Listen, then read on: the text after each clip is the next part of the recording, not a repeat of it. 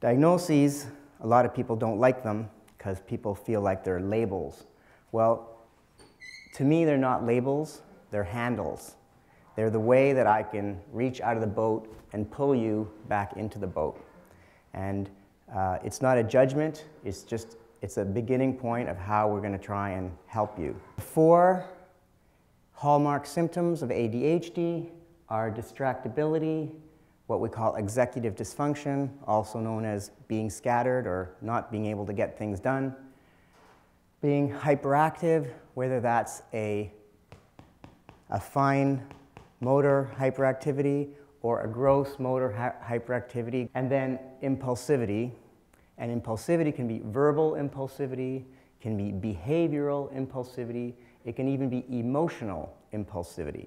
There are 9 symptoms in the cognitive side, 9 symptoms on the behavioral side. I've color-coded these into 4 groups: the distraction, the executive function, the hyperactivity, and the impulsivity. Are you easily distracted? Do you find your attention wanders? Do you have difficulty sticking to tasks? Do you have difficulty listening? Do you fade out in conversations or meetings, movies? Your mind just goes somewhere else. One of my patients says, like I'm in a room and there's 5 TVs and you're not the most interesting one.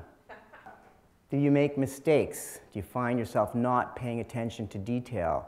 Are you clumsy? That's a kind of making a mistake. Do you have accidents? You know, one of my patients just got fired from his job and he dropped 5,000 pounds of lumber.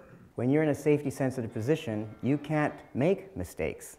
Do you forget things or have to be reminded?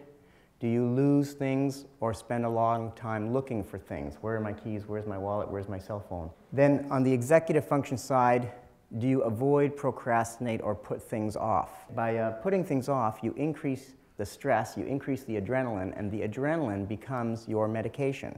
So you can have a student who actually did quite well in high school because they always crammed, but they flunked out in university because they couldn't cram. They couldn't get through the courses by cramming anymore.